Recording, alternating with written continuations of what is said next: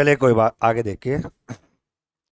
आज अपन जो बात करेंगे, आज जो टॉपिक आप लोगों का रहेगा वो टॉपिक रहेगा आप लोगों का राजस्थान की प्रमुख झीलों को लेकर। वैसे अपन पता है कि राजस्थान मानचित्र वाली किताब को अपन पढ़ ही रहे हैं, जो कि आपके हर एग्जाम्स के लिए इम्पोर्टेंट है, जिसमें आप लोगों का ज्योग्राफी का पोर्शन ये चल रहा है। और ज्योग्राफी के पोर्शन के अंदर वैसे टोटल मिला के तो चैप्टर कितने हैं, 12।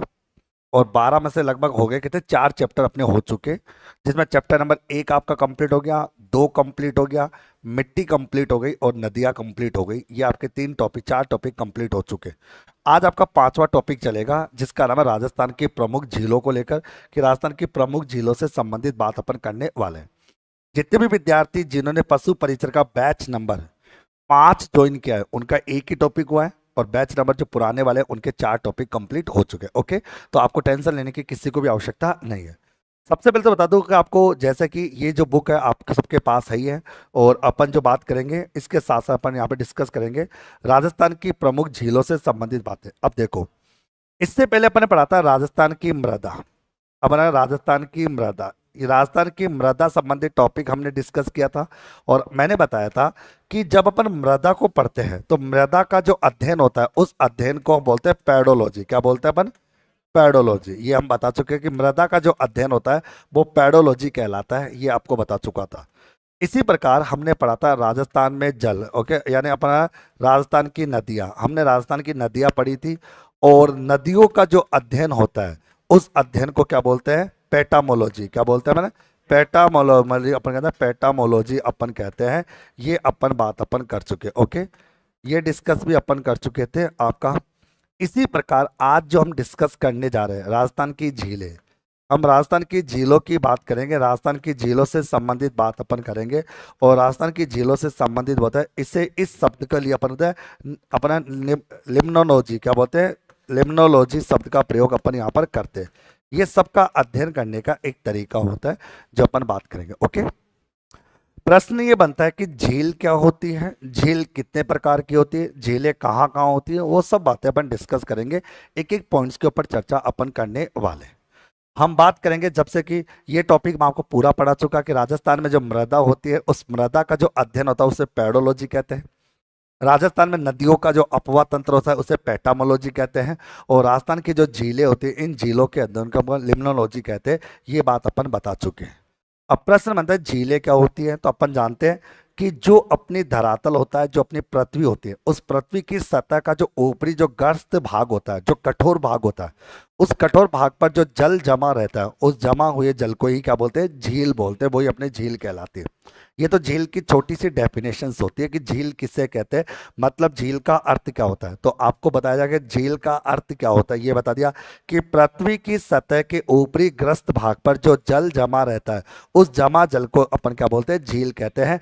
और झीलों का अध्ययन जो होता है वो आपका लिम्नोलॉजी कहलाता है। ओके, और झीलों से संबंधित तथ्यों की जब बात करते हैं तो ये कहता है कि राजस्थान में सबसे ज्यादा जो झीलें हैं वो है आपकी उदयपुर में। इसीलिए उदयपुर को बोलते हैं झीलों की नगरी, उदयपुर को बोलते हैं व्हाइट सिटी। क्या बोलते हैं? व्हाइट सिटी कहा जाता है, ये आपको ध्यान में आना चाहिए। ओके, यानी कि उदयपुर पूर्व का वेनिस अपन कह सकते हैं, ये भी अपन जानते हैं। और उदयपुर की बात अपन कहते हैं, लेक सिटी बोल लो, व्हाइट सिटी बोलो, झीलों की नगरी बोलो। तो राजस्थान को झीलों की, तो राजस्थान के अंदर झीलों की नगरी कौन सी है? उदयपुर। और यही प्रश्न मतलब कि भारत में झीलों की नगरी कौन सी है? श्रीनगर। और अगर पूछे कि विश्व में झीलों की नगरी कौन सी है? फिनलैंड। कौन है? फिनलैंड। 3 बातें आपको याद रखनी है कि अगर हम बात करें कि राजस्थान में झीलों की नगरी किसे कहते हैं? उदयपुर को। एक तो ये ध्यान रखना। भारत में झीलों की नगरी कौन कहलाता है? श्रीनगर कहलाता है, ये याद रखना आप लोग।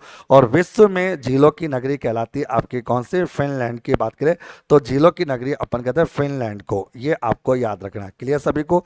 तो ये 3 बातें आपको समझनी है पहले तो। अब आता है कि राजस्थान में झीलें कितने प्रकार की होती है, ये समझते हैं कि राजस्थान में झीलें कितनी होती है। तो अगर बात करें तो पहले तो मैं 3 बातें आपको लिखा देता हूँ। ये बात है, जैसे कि आपकी बुक है, इस बुक के ऊपरी किनारे पर आपकी जगह है, उस जगह पर आपको क्या क्या लिखना है? पहले लिखो अर्थ। कुछ बातें लिख लो, काम की नहीं लेकिन लिख लो। ऊपर ही ऊपर लिखो अर्थ। इसमें लिखो पृथ्वी की सतह, ऊपर ही ऊपर लिखना कौन है, लास्ट लास्ट पॉइंट पे अर्थ में लिखो पृथ्वी की सतह के ग्रस्त भाले भाग। पृथ्वी की सतह लिखो, पृथ्वी की सतह के ग्रस्त वाला, जो ग्रस्त होता है, ग्रस्त इलाका जो होता है कठोर, ग्रस्त वाले भागों, पृथ्वी की सतह के ग्रस्त वाले भागों को, ग्रस्त वाले भागों को, ग्रस्त वाले भागों को, ग्रस्त वाले भागों को जहां जल पाया जाता है उसे झील कहते हैं। उसे क्या कहते हैं? झील कहते हैं। ये तो छोटी सी डेफिनेशन जो आपको अपनी किताब में लिखनी है, कोई काम की नहीं होती, लेकिन फिर भी ध्यान रखना कि पृथ्वी की सतह के ग्रस्त वाले भाग जहां पर जल पाया जाता है उस भाग को क्या बोलते हैं? झील कहते हैं। ओके, ये तो ये छोटा। अब पे लिखो, सेकंड पॉइंट लिखो, झीलों का अध्ययन। झीलों के अध्ययन को अपन लिम्नोलॉजी बोलते हैं, लिम्नोलॉजी कहते हैं। झीलों का अध्ययन निम्नोलॉजी, अपना लिम्नोलॉजी कहलाता है। ये आपको ध्यान कि झीलों के अध्ययन को हम लिम्नोलॉजी कहते हैं। झीलों का जो अध्ययन होता है उसे लिम्नोलॉजी कहा जाता है। उसके बाद आप लोग लिखना यहाँ पे कि राजस्थान में सर्वाधिक झीलें, बराबर लिखना उदयपुर, कि राजस्थान में सबसे ज्यादा झीलें कहां पर? उदयपुर। उदयपुर को बोलते हैं झीलों की नगरी। क्या बोलते हैं? झीलों की नगरी। यानी उदयपुर को झीलों की नगरी कहते हैं। उदयपुर को झीलों की नगरी, लेक सिटी कहते हैं। क्या बोलते हैं? लेक सिटी कहते हैं, झीलों की नगरी कहते हैं। इसी को सफेद सिटी या व्हाइट सिटी भी बोलते हैं। क्या बोलते हैं? सफेद सिटी या व्हाइट सिटी के नाम से भी जानते हैं हम उदयपुर को। ओके, तो राजस्थान में झीलों की, राजस्थान में सर्वाधिक झीलें कहाँ पर है? उदयपुर में। राजस्थान में सर्वाधिक झीलें उदयपुर में। और नीचे लिखो, भारत में सर्वाधिक झीलें, लिखो आप लोग, श्रीनगर में। भारत में सर्वाधिक झीलें कहाँ पर है? श्रीनगर में। भारत में सर्वाधिक झीलें हैं श्रीनगर में। और भारत में सर्वाधिक झीलें हैं श्रीनगर में। और आप लिखिए, विश्व में सर्वाधिक झीलें हैं आपकी फिनलैंड में। यानी विश्व में झीलों वाला देश कौन सा है? फिनलैंड। तो विश्व में सबसे ज्यादा झीलें फिनलैंड में हैं, भारत में श्रीनगर में है, और राजस्थान में उदयपुर के अंतर्गत आती है। और इन झीलों का जो अध्ययन होता है उसे अपने लिम्नोलॉजी कहते हैं। हम बता चुके थे, मृदा का अध्ययन पेडोलॉजी कहलाता है, नदियों का अध्ययन पैटामोलॉजी कहलाता है, और झीलों का अध्ययन जो होता है वो लिम्नोलॉजी कहलाता है। झीलों की नगरी उदयपुर होती है, भारत में नगरी आपकी श्रीनगर होती है, और विश्व में कौन सी होती है? फिनलैंड होती है। याद रखना। क्लियर सभी को? चलिए, यहां तक की बात अपन देख चुके, यहां तक की बात अपन समझ चुके हैं। अब चलते झीलों का वर्गीकरण। अब झीलों के वर्गीकरण की बात करते हैं। आपको लिखना किसी को नहीं, बस सुन लेना। अब 15-20 मिनट तक मेरी बातें सुनना। देखिए, हम यहाँ पर बात करेंगे, आपके सामने जो पॉइंट बनेगा, झीलों का वर्गीकरण, कि एक्चुअल में झीलों को कितने भागों में बांटा गया है। झीलों का वर्गीकरण, झीलों का वर्गीकरण जो होता है इसको समझना होता है। झीलों के वर्गीकरण को 3 भागों में बांटा जाता है। झीलों का वर्गीकरण कितने भागों में चलता है? 3 भागों में चलता है। एक चलता है गुण के आधार पर, गुणों के आधार पर। एक होता है गुणों के आधार पर, गुणों के आधार पर। ओके, एक होता है गुणों के आधार पर। एक होता है आपका ज्वालामुखी क्रियाओं के आधार पर, ज्वालामुखी, ओके, ज्वालामुखी क्रियाओं के आधार पर, ज्वालामुखी क्रियाओं के आधार पर, ज्वालामुखी क्रियाओं के आधार पर। एक ज्वालामुखी क्रियाओं के आधार पर रहता है, और एक रहता है निर्माण के आधार पर। एक होता है कौन सा? आपका निर्माण के आधार। एक रहता है अपना निर्माण के आधार पर। ओके, तो इस प्रकार से झीलों के वर्गीकरण को 3 कैटेगरी में बांटा जाता है। यानी कि राजस्थान में जो झीलें होती है वो 3 प्रकार की होती है। एक होती है गुण के आधार पर, एक होती है ज्वालामुखी क्रियाओं के आधार पर, और एक होती है निर्माण के आधार पर। यहां पर मैं बात करूं, गुण के आधार पर झीलों को 2 भागों में बांटा जाता है। यानी झीलों में 2 प्रकार के गुण होते हैं। एक होती है मीठे पानी की झीलें। कौन से पानी की झीलें? मीठे पानी की झीलें। तो एक होती है मीठे पानी की झीलें, और राजस्थान में मीठे पानी की झीलें सबसे ज्यादा कहां पर है? उदयपुर में। सबसे ज्यादा कहां पर है? उदयपुर में। और एक होती है खारे पानी की झीलें। कौन सी होती है? खारे पानी की झीलें, खारे पानी की झीलें। और राजस्थान में खारे पानी की जो झीलें है वो आपके सबसे ज्यादा पहले नागौर में हुआ करती थी, लेकिन जैसे ही नया राजस्थान में गया तो डेढ़वाना, कुचामन। तो डेढ़वाना, कुचामन, और सेकंड आता है सीकर। सेकंड नंबर किसका आता है? सीकर का। ओके, तीनों अब बनाना। ये आपको देना। तो ये तो कि आपके अगर बात करते हैं मीठे पानी की झीलें और खारे पानी की झीलें की बात आती है। अब यहाँ पर भी सुनना, मीठे पानी की झीलों का सबसे बड़ा उदाहरण है जयसमंद झील। कौन सी है आपकी? जयसमंद झील इसका सबसे बड़ा उदाहरण है, जिसके बारे में अपन पूरी डिटेल में पढ़ने वाले हैं। और खारे पानी की झील होती है सांबर झील। इसका सबसे बड़ा उदाहरण कौन सा है? आपके सांबर झील। ये सांबर झील आपको याद रखनी। ओके, तो ये तो हो गई अपनी गुणों के आधार पर झीलें की। एक्चुअल में गुणों के आधार पर झीलें क्या होती है? तो झीलों में दो प्रकार के गुण होते हैं, एक होती है मीठे पानी की झील होती है, एक खारे पानी की झील होती है। मीठे पानी की झील राजस्थान में सबसे ज्यादा कहाँ पर है? उदयपुर के अंतर्गत आती है। और इसके साथ साथ खारे पानी की जो झील है वो सबसे ज्यादा डेढ़माना, कुचामन, ओब्लिक सीकर में आती है। और खारे पानी की झीलों का सबसे बड़ा उदाहरण है सांबर झील। और खारे पानी की झीलों का सबसे बड़ा अवशेष मिलता है टेटिस महासागर। क्या मिलता है? टेटिस महासागर की बात यहाँ पर की जाती है। ओके, फिर आपके सामने आता है ज्वालामुखी क्रियाओं के आधार पर। जैसे ही अगर पृथ्वी से ज्वालामुखी आपका होता है तो ज्वालामुखी फटने से मुख जो होता है या तो छोटा होता है या मुख क्या होता है? बड़ा होता है। अगर ज्वालामुखी की वजह से मुख बड़ा होता है और बड़ा मुख होने की वजह से वह पानी इकट्ठा होता है तो वो उस झील को होता है कालडेरा झील। कौन से बोलते हैं? कालडेरा झील। वो कालडेरा झील कहलाती है। और राजस्थान में कालडेरा झील का सबसे अच्छा उदाहरण है पुष्कर झील। कौन सी झील है आपकी? पुष्कर झील। यानी इसका सबसे बेहतरीन उदाहरण है आपकी पुष्कर झील। लेकिन जब ज्वालामुखी क्रिया की वजह से अगर ज्वालामुखी फटता है उसका आकार छोटा होता है, मुख छोटा होता है, तो उसे बोलते हैं क्रेटर झील। क्या बोलते हैं अपन? क्रेटर झील। तो क्रेटर झील का सबसे बड़ा उदाहरण होता है आपकी नक्की झील। कौन सी होता है आपकी? नक्की झील।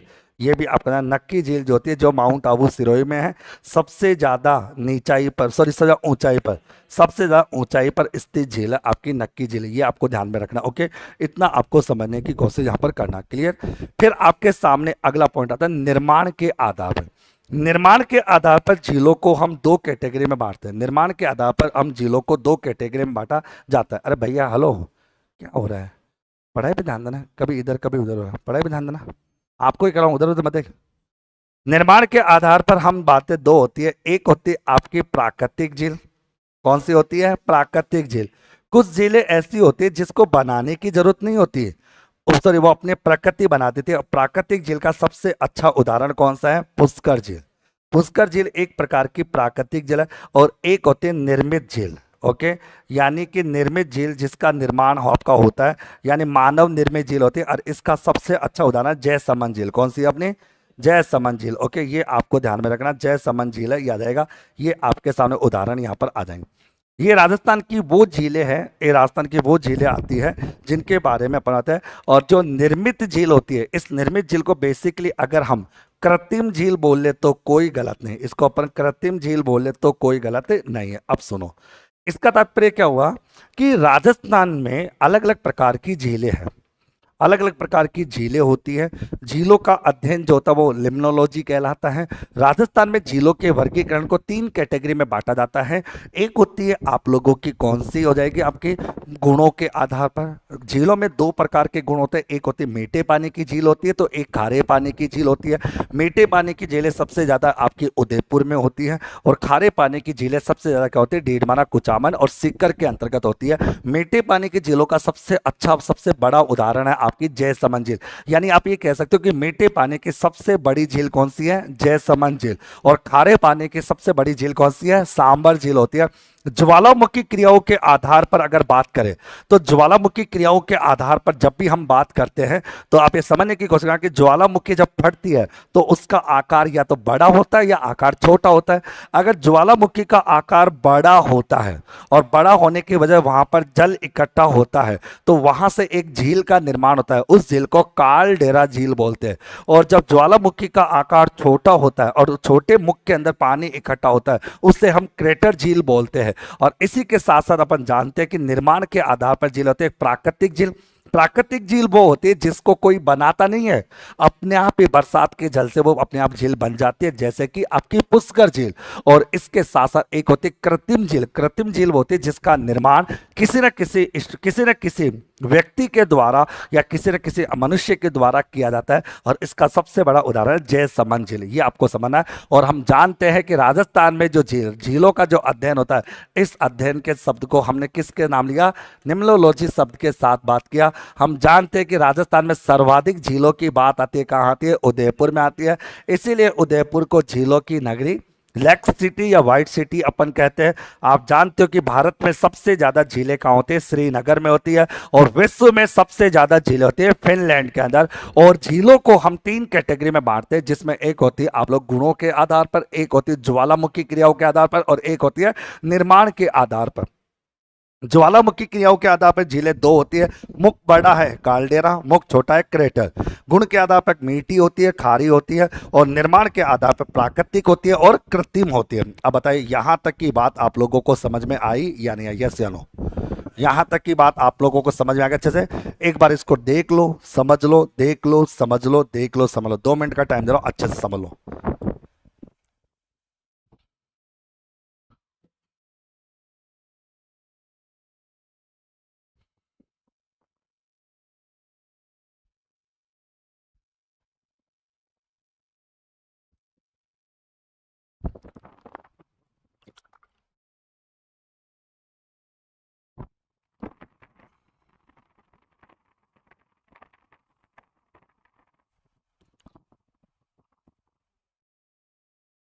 हवा लग रही है इसको।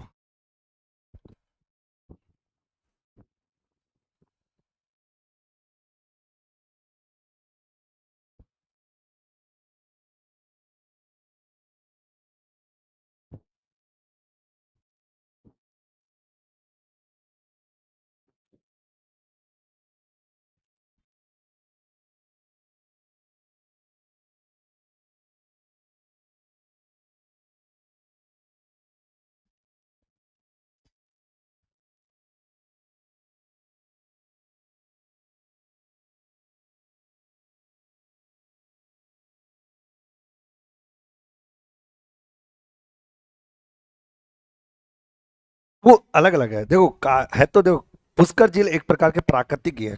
अच्छा ज्वालामुखी क्या होती है, प्रकृति तो है भाई। ज्वालामुखी जो होती है, कोई इंसान थोड़ी कि भाई स्वाहा ज्वालामुखी फट जा, वो तो प्रकृति होगी भाई, प्रकृति की वजह से ज्वालामुखी फटती है। और उससे जो झील बनती है वो या तो काल्डेरा होती है या नके। अच्छा आप समझ नहीं पा रहे होंगे, अच्छा ये जो मैं नीचे नाम लिख रखे ये क्यों लिख रखे, उदाहरण है क्यों, अच्छा यही क्यों लिखे, क्या मीठे पानी की झील यही है क्या? क्या खा रहे हो? बड़ी बड़ी है सब, ये सब बड़ी बड़ी है धारणा। प्रमुख नहीं बड़ी है, प्रमुख है हाँ, प्रमुख बड़ी, प्रमुख नहीं है बड़ी है। इसलिए मैं ना, ऐसा ऐसा खाने ऐसे मीठे पानी की झीलें खूब है। खारे पानी की झील भी वो डीडवाना झील है, आपकी पचपदरा झील है, लोणकरण सर झील है, ठीक है, बहुत सारी झीलें हैं, बहुत सारी झीलें आती है। लेकिन मैंने यहाँ पर ये क्यों लिखी है, नीचे जो झील है ना ये सब बड़ी है। कि अगर तुमसे बोले कि मीठे पानी की सबसे बड़ी झील कौन सी है, जयसमंद। खारे पानी की सबसे बड़ी झील कौन सी है, कौन सी आ जाएगी आपकी, सांबर झील। काल्टरा मतलब आपकी काल्डेरा की सबसे बड़ी झील कौन सी है, पुष्कर। क्रेटर झील सबसे बड़ी कौन सी है, नक्के। ये है बड़ी झीलें, दाना प्रमुख नहीं है, बड़ी है। इसलिए मैंने इनके एग्जाम्पल लिख रखे आप लोगों को। बाकी तो राजस्थान में झीलें खूब है धारणा, खूब सारी झीलें पढ़ेंगे अपन, मीठे पानी की, खारे पानी की, सब पढ़ेंगे। और वैसे तो मस्त हो, तुम्हारे एग्जाम में तो यही प्रश्न मतलब कौन खारी है कौन मीठी है बस, और कौन कहाँ पर है। बट फिर भी अपन सब सीखेंगे अपन कि अध्ययन लिम्नोलॉजी कहलाता है। उदयपुर में सबसे ज्यादा होती है। उदयपुर को व्हाइट सिटी बोलते हैं, लेक सिटी बोलते हैं। झीलों को 3 कैटेगरी में बांट के पढ़ा जाता है, एक गुणों के आधार पर होता है, एक आपकी ज्वालामुखी क्रियाओं की वजह से होता है, और एक निर्माण के आधार पर होता है।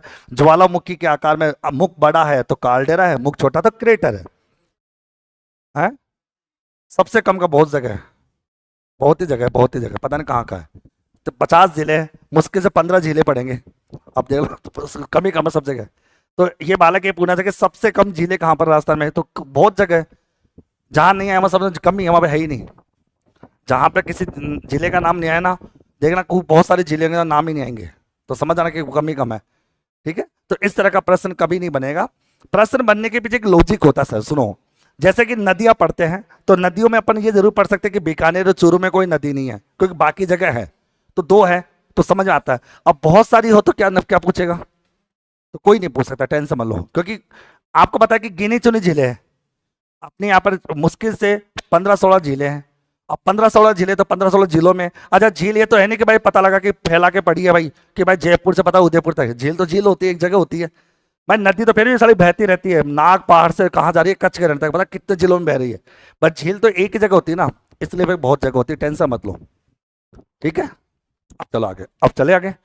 अब सुनो, यहां तक तो सारी बात हो गई। ये सारी बातें तो वो है जो अपने किताब में नहीं लिख रखी। अब तुम मुझसे ये बातें किताब में क्यों नहीं लिख रहे, क्योंकि कोई काम की ही नहीं है। ये कोई नहीं पूछने वाला कि झीलें कितने प्रकार की होती है।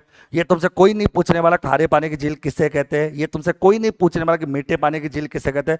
ये भी कोई नहीं पूछेगा कि कालडेरा झील क्या होती है, क्रेट है, कोई नहीं पूछेगा। ये तो केवल मैंने समझा दिया। ये इसलिए समझा दिया, जब मैं जैसे मान लो मैं आपको नक्की झील पढ़ाऊं और लिखा था कि नक्की झील एक क्रेटर झील है, फिर तुम पूछो सर क्रेटर झील क्या होती है। तो क्रेटर झील का मतलब होता है कि ज्वालामुखी का मुख होता है, वो फटता है तो या तो बहुत ज्यादा फटता है या कम फटता है। तो बहुत कम फटता है और वहां पानी इकट्ठा होता है, वो झील कौन सी होती है, क्रेटर। अब यहां पर ये नहीं है सब बताओ कितना फटता है बताओ, तो ये, हाँ ये कोई जवाब नहीं है इसका। भला ऐसा कोई ऐसा नहीं कि सब बताओ कि कितनी लंबाई में फैले तो उसको क्रेटर माने, और कितनी चौड़ाई में हो तो उसको ऐसा कुछ नहीं है। बस अपने हिसाब से मान लिया कि ये छोटा है तो क्रेटर बोलो और बड़ा है तो, अब जैसे मान के मुंह फाड़ो भाई, तुम सबसे बड़ा मुंह कौन फाड़ा, तो किसको पता कि छोटा क्या बड़ा क्या। तो ये नहीं कह सकते, पर इसका कोई जवाब अपन नहीं दे सकते, कोई जवाब नहीं होता। ठीक है, आगे अब देखो, अब सुनो, आगे चलते हैं, अगला पॉइंट अब सुनो। यहां पर आपके सामने एक बात आती है। अब पहली झील पढ़ते हैं, सबसे पहले यहां से शुरू होती है। सबसे पहले कौन सी झील, पुष्कर। पुष्कर झील इसलिए पढ़ते हैं क्योंकि शुरुआत अपने भगवानों से करते हैं, और सबसे कहते हैं सबसे ज्यादा धार्मिक झील कौन सी है, पुष्कर। राजस्थान की सबसे ज्यादा धार्मिक झील पुष्कर होती है, जहां पर कहते हैं कि सारे क्रियाक्रम पाप अगर जो भी तुमने जिंदगी में पाप किए होंगे तो पुष्कर झील में नहा लेना। डूब गए तो समझो पाप किए, और बच गए तो पाप नहीं किए, ऐसा मानते हैं। ठीक है, आगे ऐसा तो बच गया था क्या, नहीं इसकी भी एक बात परंपरा होती है कि कितना अंदर जाके गया। अब मैं, इसका भी एक तरीका होता है कि आप अपने आप पत्थर बांध के कम से कम आधे घंटे के अंदर हो, फिर बच जाओगे। मतलब गजब इंसान हो। अब आ गया जाओ, अब सुनिए, ये पुष्कर झील है, और पुष्कर झील बेसिकली पुष्कर अजमेर में, और पुष्कर अजमेर पुष्कर में ही है।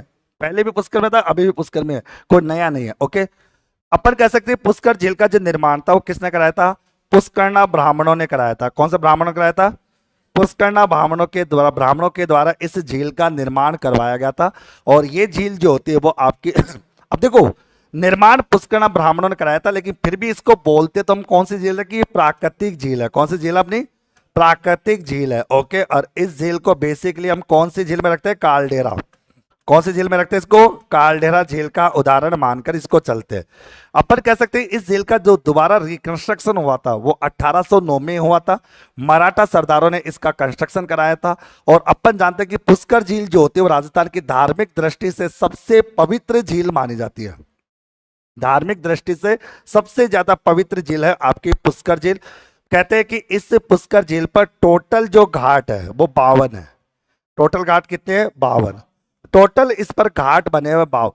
अब 52 घाट तो तुमको जिंदगी में याद करने ही नहीं है, बस याद रखना इसमें एक घाट है जो वर्ष 1911 में मैडम मेरी ने महिला घाट बनाया था, जो वर्तमान में किस नाम से जाना जाता है, गांधी घाट के नाम से जाना जाता है। ये सबसे ज्यादा इंपॉर्टेंट कह सकते हो, जिसको जनाना घाट भी कह सकते हैं। वैसे तो टोटल 52 घाट है, लेकिन इन 52 घाटों में से अगर अपन बात करें यहाँ पे तो ये आ जाएगा आपका कौन सा, महिला घाट, जनाना घाट, जिसको गांधी घाट के नाम से भी अपन पहचानते हैं। फिर अपन जानते हैं कि इस पुष्कर झील के किनारे पर किसकी गुफा है, भर्तृ की गुफा है, आप जानते हो। और कर्ण मुनि, कौन सा मुनि आ जाएगा, कर्ण मुनि का आश्रम। कर्ण मुनि का आश्रम भी इसी झील के किनारे। जब अपन भर्तृ की बात करते हैं, भर्तृ का मंदिर कहां पर है, सरिस्का में। सरिस्का कहां पर है, अलवर में। ये भी अपन जानते हैं। पुष्कर झील के किनारे भरमा जी का मंदिर भी है, आप जानते हो, भरमा जी का मंदिर है। और इसी के नजदीक की पहाड़ी पर किसका मंदिर है, माँ सावित्री का मंदिर है, जो पुष्कर झील पे, जहां पर राजस्थान का क्या है, रोपवे। राजस्थान का क्या है, रोपवे। राजस्थान का दूसरा जो रोपवे था वो यही था, जो सावित्री माता के मंदिर में, जो आपकी पुष्कर झील के किनारे। ओके, अब सुनिए, अब ये तो कि मेन बातें कि पुष्करना ब्राह्मणों ने झील का निर्माण कराया। 1809 में आपके मराठा सरदारों ने उसको दोबारा बनाया। 52 घाट है, जनाना घाट सबसे मेन होता है, मैडम मेरी ने बनाया था। धार्मिक दृष्टि से अच्छी झील होती है। भर्तृ का मंदिर है, भर्तृ की गुफा है, और कर्ण मुनि का आश्रम है, या अपन कहते हैं भरमा जी का मंदिर है जहाँ पूजा की जाती है। अपन कह सकते हैं माँ सावित्री माता का मंदिर है, जहाँ पर राजस्थान का रोपवे है। जैसे राजस्थान के जो भी रोपवे होते हैं वो सब बात करेंगे। इसके साथ साथ इस झील से संबंधित एक बात और है जो एग्जामों में पूछ ली जाती है। इस पुष्कर झील के किनारे पर या पुष्कर झील के पास हर कार्तिक पूर्णिमा को, प्रत्येक साल कार्तिक पूर्णिमा को एक मेला लगता है जिसको बोलते हैं पुष्कर मेला। और पुष्कर मेला जो होता है वो आपका रंगीन मेला कहलाता है, जिसे हम गुब्बारों का भी मेला कहते हैं। सर्वाधिक विदेशी यात्रियों का मेला भी इसे कहा जाता है। और ये मेला जो होता है वो दीपदान के लिए प्रसिद्ध माना जाता है। किसके लिए माना जाता है? दीपदान के लिए। और ये कार्तिक पूर्णिमा के दिन लगता है। कब लगता है? कार्तिक पूर्णिमा। जैसे कि आपको बता दूं, कार्तिक पूर्णिमा को एक मेला और लगता है कोलायत झील के पास। कहाँ लगता है? कोलायत झील के पास। आप जब पढ़ते हो कला संस्कृति में, कार्तिक पूर्णिमा को कोलायत झील पर भी मेला लगता है। जो भी मेला कौन सा हो जाता है आपका, वो भी आपका हो जाएगा, वो भी दीपदान के लिए प्रसिद्ध होता है। तो एक्चुअल में पुष्कर झील प्रसिद्ध है किसके लिए? कार्तिक पूर्णिमा के लिए। ये एक इंपॉर्टेंट फैक्ट है जो आपको बता दो कि कार्तिक पूर्णिमा की बात यहां पर की जाती है। और कार्तिक पूर्णिमा को लगता है पुष्कर मेला। कौन सा मेला लगता है? पुष्कर मेला। और इस पुष्कर मेला को बेसिकली हम रंगीन गुब्बारों का मेला भी कहते हैं। रंगीन गुब्बारों का मेला भी कहते हैं या रंगीन मेला भी कहते हैं। ये भी आपको बता, रंगीन गुब्बारों का मेला भी कहते हैं। ये पुष्कर मेला आपका होता है। और ये किसके लिए? दीपदान। कौन से लिए? दीपदान की परंपरा। यहाँ पर दीपदान की परंपरा आपकी मुख्य मानी जाती है। ओके, दीपदान की परंपरा के साथ साथ हम ये जानते हैं कि कार्तिक पूर्णिमा की बात अगर करें, कार्तिक पूर्णिमा के बाद सर्वाधिक विदेशी पर्यटकों की बात भी यहाँ पर आती है। सर्वाधिक विदेशी पर्यटकों की बात भी आती है। तो इन सब चीजों के लिए फेमस है आपका कौन सा मेला? पुष्कर मेला, जो आपको याद रखना है। ओके, बाकी इस झील से संबंधित और कोई खास बात नहीं है। ओके, तो आपके पास जगह है, इस जगह पर ये चीज लिख लीजिए कि अपन कार्तिक पूर्णिमा को पुष्कर मेला लगता है, रंगीन गुब्बारों का मेला जिसे कहा जाता है। दीपदान की परंपरा रहती है, विदेशी पर्यटकों की दृष्टि से सबसे अच्छा मेला माना जाता है। ये 3-4 बातें आप लोग लिख लीजिए।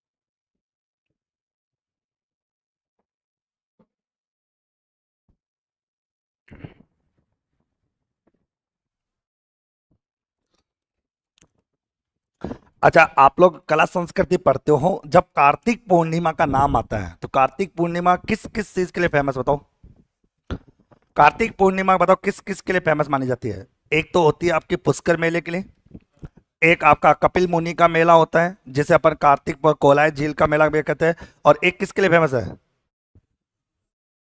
गुरु नानक जयंती के लिए। किसके लिए आती है? गुरु नानक जयंती के लिए। तीन के लिए। ये 3 प्रश्न हमेशा एग्जाम में बनते हैं, ध्यान रखना। जब भी कोई चीज पकड़ो तो उसको पढ़ने का मतलब ये होता है कि अपने को बस चीजें पढ़नी है, रटनी है। अब अपने को झीले विले बनानी है नहीं अपने को।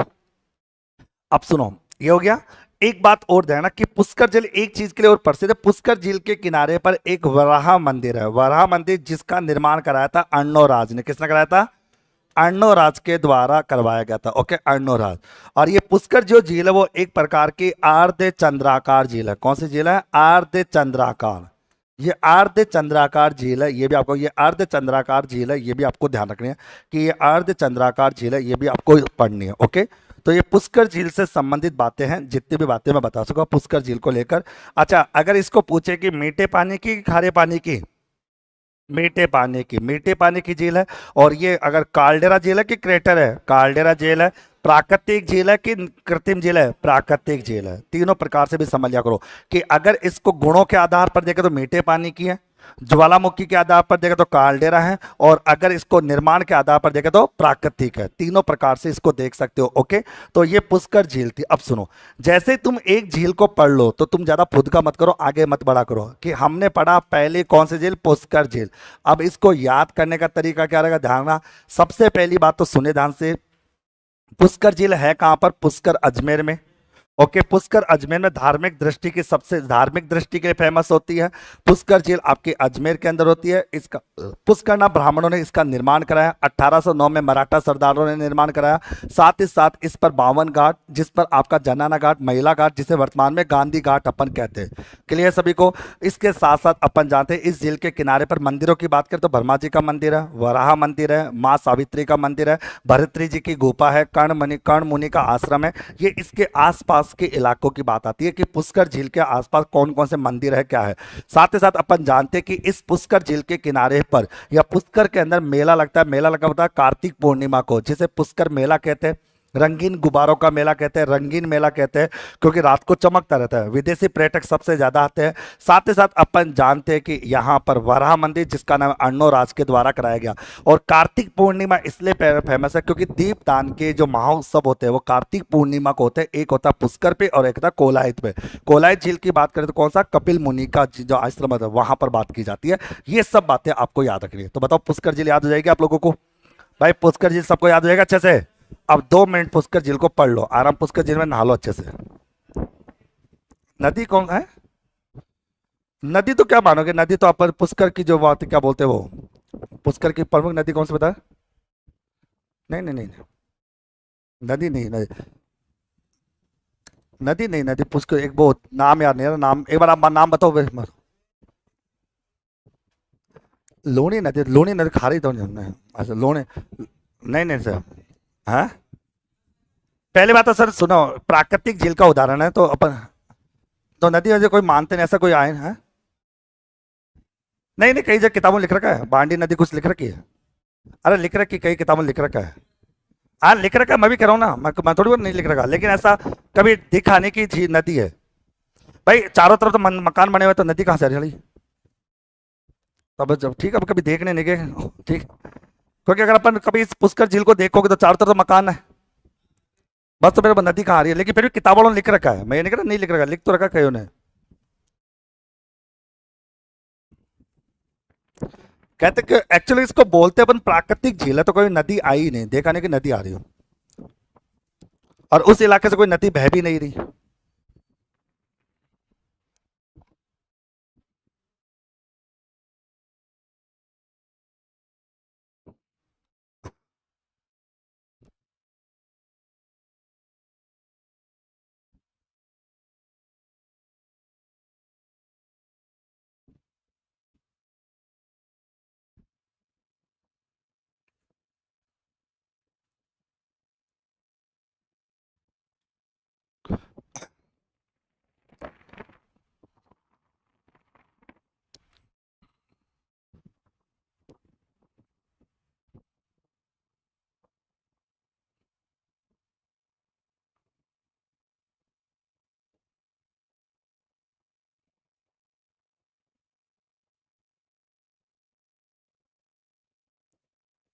चलो आगे चले।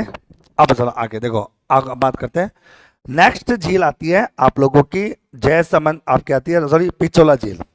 ये दूसरे नंबर की झील है। अब आराम सुनना आप लोगों देखिए। सबसे पहली बात तो ये कि आपकी पिछोला झील, पिछोला झील राजस्थान के कहां पर है? उदयपुर में। खारे पानी की झील है कि मीठे पानी की? मीठे पानी की झील है, सबसे पहले मीठे पानी की झील है। और ये झील जो बेसिकली है ना, इसको आप प्राकृतिक झील तो क्या बोलो, कृत्रिम झील बोलो तो कोई दिक्कत नहीं, कृत्रिम झील का उदाहरण मान सकते हो। एक्चुअल में इस झील का जो निर्माण हुआ है वो आपका पिछोला झील का जो निर्माण हुआ 14वीं शताब्दी में बैड़च नदी, जिसको आहेड़ नदी भी अपन कहते हैं, कौन सी नदी कहते हैं? आहेड़ नदी के किनारे हुआ था। और राणा लाखा के शासन काल में एक चिड़ी मार बंजारा था जिसका नाम पीछू बंजारा, कौन सा बंजारा था? पीछू बंजारे के द्वारा इसका निर्माण एक बैल की स्मृति में करवाया गया था। ओके, तो प्रश्न नंबर 1 तो ये आता है कि इस झील जो है, पहले बात तो झील कहां पर? उदयपुर में। और शासनकाल किसका? राणा लाका का। और पीछू बंजारे ने इस झील का निर्माण करवाया था 14वीं शताब्दी की बात करें तो। एक बात और ध्यान रखना यहां पर, अगर बात करें इस झील की बात करें, पिछोला झील जो होती है, पिछोला झील में 2 नदियों का पानी आता है, एक होता है शीसरमा और एक होता है बुजड़ा नदी। शीसरमा नदी और बुजड़ा नदी जो होती है, इन दोनों नदियों के जल से इस झील का निर्माण होता है जो कि बैड़च नदी के किनारे है। तो आपको यहां पर एक रंग, यहां पर आगे शीसरमा, एक तो कौन सी नदी है आपकी, सीसरमा नदी, ओके। और एक नदी है आपकी बुजड़ा नदी। इन दो नदियों के जल से इस झील का निर्माण करवाया गया, यानी इस झील में पानी इन दो नदियों की वजह से आपका आता है, जिसका नाम है पिछोला झील, ओके। फिर अपन जानते हैं कि इस झील की, पिछोला झील के बारे में एक खास बात यह है कि इस पिछोला झील में एक तो कौन सा मंदिर है, जग मंदिर। और एक कौन सा महल है, जग निवास महल। सबने देखा होगा कि आजकल जितने भी हाई फाई लोग होते हैं जो अपनी शादियां वैदा करते हैं, वो कहाँ करते हैं, जग निवास महल के अंदर करते हैं। आपने देखा होगा उदयपुर में कोई भी, अगर जब मुकेश अंबानी की बात करें, कई लोगों की बात करें, तो यहाँ पर प्रोग्राम ऑर्गेनाइज कराते हैं जग बात करें। फिर अपन जानते हैं कि जो जग मंदिर है, उस जग मंदिर को अपन ताजमहल का पूर्वगामी कहा गया। कौन सा गामी कहा गया, पूर्वगामी कहा गया, ओके। ये दाना, यानी कि इस जग मंदिर को देखकर ही किसका निर्माण कराया गया, ताजमहल का निर्माण कराया गया। इसीलिए जग मंदिर को किसका निर्माण का क्या कहा गया, ताजमहल का पूर्वगामी कहा गया। फिर अपन जानते हैं कि इस जग मंदिर का जो निर्माण हुआ था वो 1620 ईस्वी में कर्ण सिंह ने प्रारंभ कराया था। और 1651 में पूर्ण किसने कराया, जगत सिंह ने। और जगत सिंह ने अपने नाम के साथ क्या रख दिया, इसका जग मंदिर नाम यहां पर कर दिया। यानी कि जग मंदिर पर बनना शुरू हुआ था 1620 में और पूर्ण होता 1651 में। काम शुरू किया था किसने, करण सिंह ने। और काम को खत्म किसने किया, जगत सिंह ने। इसलिए इस मंदिर का नाम क्या रखा गया, जग मंदिर रखा गया, जिसको ताजमहल का पूर्वगामी अपन कहते हैं, जो कि पिछोला झील से संबंधित है। फिर अपन जानते हैं कि जग निवास पैलेस का जो निर्माण था, जग निवास पैलेस का जो निर्माण था वो जगत सिंह द्वितीय ने कराया था 1746 ईस्वी में। और इस अपने पिछोला झील में किसका चबूतरा माना जाता है, नटनी का चबूतरा माना जाता है। देखिए अपन बात करें यहाँ पर, मैं फिर आपको कहता हूँ कि कई बार आप लोगों को बता दूं कि कहानियां, अब आपको मैं यहाँ पे कहानियां सुनाऊं कि भाई वो रस्ते पे जा रही थी, रस्सा काट दिया, फलाना काट दिया, आप इन चीजों पे मत पड़ा करो सर जीवन में। कहानी सुनाने में पता अपन आधे घंटे तक मैं तो उनकी कहानी सुनाता रहूं तुमको, पिच्छू बंजारे की बैल की कहानी सुनाऊं, नटनी की कहानी सुनाऊं, नटनी की बात बताऊं, फिर बाद में पता लगा कि तो अपने को इससे क्या मतलब, नटनी थी मरमरा गई, ठीक है, न चबूतरा बनना तो बन गया, अपने को एग्जाम पास करना है, अंतिम सत्य एग्जाम पास है, सत्य था ये। बस अंतिम सत्य सिलेक्शन होता है, ना तो ये जिंदगी में अपने कोई काम आने वाले, ना अपने को करण सिंह से मतलब, ना जगत सिंह से मतलब, ना किसी और से मतलब। अपने को मतलब जग मंदिर कहाँ पर, जगत निवास कहाँ पर है, पिछोला झील में। पिछोला झील कहाँ पर, उदयपुर में। बस इतनी धारणा है, पिच्चू बंजारा ने निर्माण कराया था, बात खत्म। हमेशा एग्जाम्स के लिए पढ़ा करो, कहानियों के लिए मत पढ़ा करो। कहानियों के लिए पढ़ना तो पिछड़े खूब बनते रहते, खूब पिछड़े देखो, धाप धाप के देखो, खूब पिछड़े बनी हुई इनके ऊपर, तो उन पे फोकस आप लोग बिल्कुल भी मत किया करो, ठीक है। अब सुनिए, ये तो बात होगी। तो अपन ने पिछोला झील पढ़ा, पिछोला झील से संबंधित जो मेन मेन बातें हैं, शासनकाल किसका था, राणा लाका का। पीछू बंजारा था, बेल की स्मृति थी, उदयपुर में होती है, मीठे पानी की होती है, दो नदियों का जलाता, शीश रमा और कौन सा जाता अपना, बुजड़ा झील, ओके। साथ साथ इसमें जग निवास है, जग मंदिर है, जग मंदिर है और जग निवास है। जग मंदिर जो होता है वो आपका ताजमहल का कौन सा हो जाएगा, पूर्वगामी होगा। 1620 में काम शुरू हुआ था, 1651 में खत्म हुआ था, कर्ण सिंह ने काम शुरू किया था और जगत सिंह ने काम को खत्म किया था, ओके, ये दाना। और यहाँ पर जगत सिंह द्वितीय ने किसका निर्माण कराया था, जग निवास का। और इसी झील में कौन सा चबूतरा है, नटनी का चबूतरा माना जाता है, ये आपको ध्यान रखना, ओके। फिर इसमें एक दो खास बात है, इस झील से संबंधित दो बातें और है। इस झील में एक तो नाव चली थी, सौर ऊर्जा चलित नाव, पहली बार राजस्थान में, अब राजस्थान के नहीं, देश के, भारत की पहली सौर ऊर्जा से चलित जो नाव चली थी 2008 में, वो कहां चली थी, पिछोला झील में चली थी, एक तो जाना। और एक बात हो जाना, भारत की या विश्व की सबसे बड़ी जो पगड़ी है वो बागोर की हवेलियों में है, और बागोर की हवेलियां इसी झील के किनारे है। बस ये धारणा, ये दो फैक्ट्स आपको धारणा। कौन कौन सा फैक्ट्स, इसमें एक तो है सौर ऊर्जा चलित नाव, सौर ऊर्जा चालित नाव, सौर ऊर्जा चालित नाव, ओके, एक तो ये धारणा। और ये नाव चली कब थी आपकी, 2008 में, ओके, एक तो। और एक धारणा, इस नदी के किनारे पर कौन सी है, बागोर की हवेली। कौन सी हवेली है, बागोर की हवेली। बागोर की हवेली क्यों फेमस है, विश्व की सबसे बड़ी, विश्व की सबसे बड़ी पगड़ी, विश्व की सबसे बड़ी जो पगड़ी है वो कहां पर है, बागोर की हवेली, उदयपुर में, पिछोला झील के किनारे। ये दो बातें आप लोग लिख लो, ठीक है। इस झील के किनारे दो बातें आप लोग लिख लीजिए।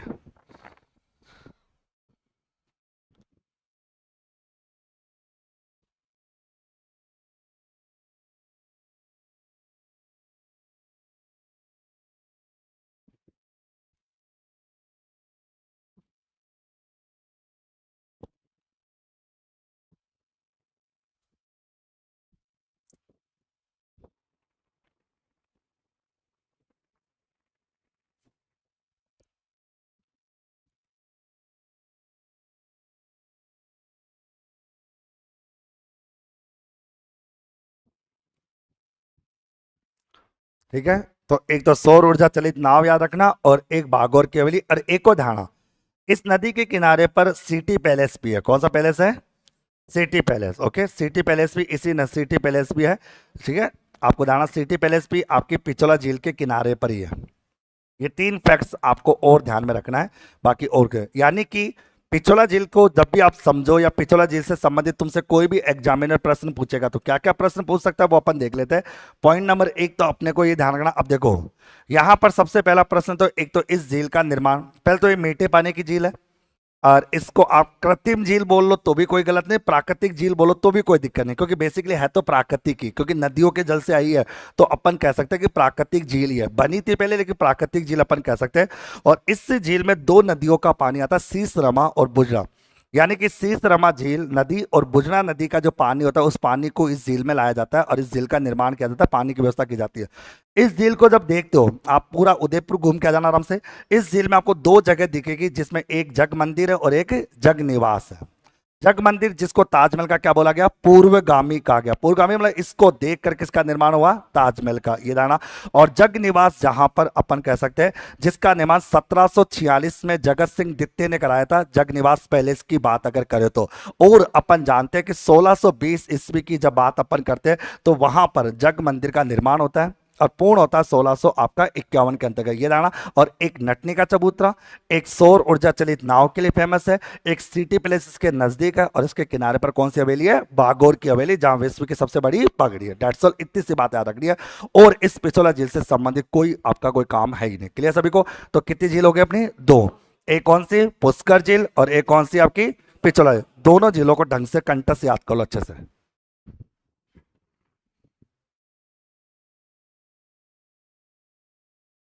याद कैसे होता है? रफ कॉपी में लिखा करो सर, फिर तुम गलत तरीके से लिखते हो। लिखा होगा, जब तक लिखोगे नहीं सर, मजा नहीं आएगा। लिखा करो सर, पढ़ाई को ऐसा मजबूरा, सलेक्शन लेना है तो लिख लिख के पढ़ा करो, याद करो, बस याद करा करो। ये कहानियां वानियां मत सुना करो। अपन सिलेक्शन के लिए जानते हो तो सिलेक्शन ही लेना अपने को। भाई कहानियां तो दुनिया सुनती रहेगी, खूब सुनाते रहेंगे। एग्जाम पास करने के बाद वहाँ जब तुम्हारी नौकरी लग जाए ना, तो गाय भैंसों से खाने सुनना। या वो जो आदमी आए ना, तो एक दो घंटे तक गाय बीमारी पड़ी रहती है, उसको दो चार वाले कहानी, दो चार कथा सुनाते हैं, वो कथा सुनाता रहेगा जिंदगी भर। वहाँ कहानी वाने सुनते रहना आराम से।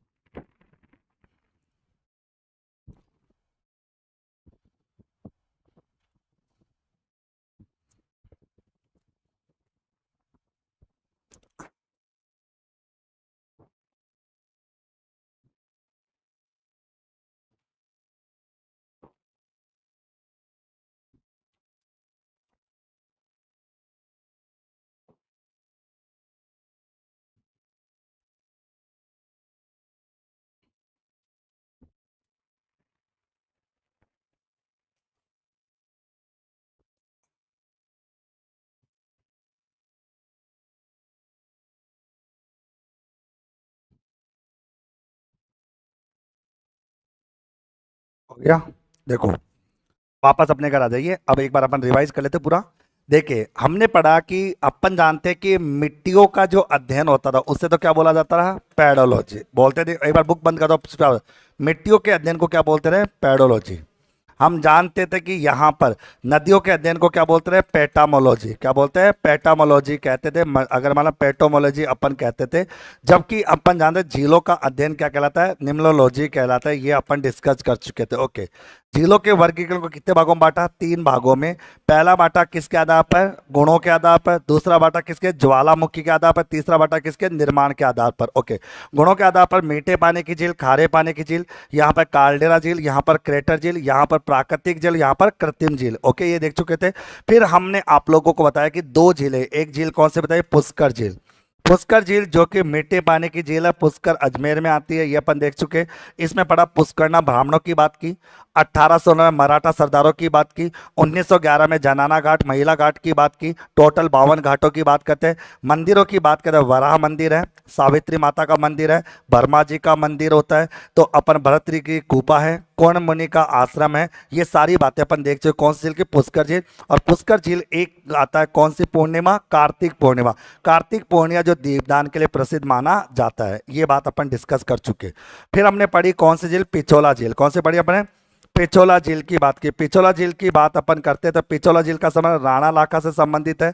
पीछू बंजारे बैल की स्मृति की बात की जाती है, 14वीं शताब्दी को लेकर बात की जाती है। शीशरमा नदी और बुजड़ा नदी की बात आती है। इस झील से संबंधित बातें, इस झील में तीन चीजें, कितनी चीजें, तीन। इसमें एक तो है जग मंदिर। कौन सा मंदिर है, जग मंदिर। एक है आपका जग निवास। कौन सा निवास है, जग निवास। और एक है किसका चबूतरा, नटनी का चबूतरा। ये तो इसके अंदर है, किसके अंदर है, इसके अंदर।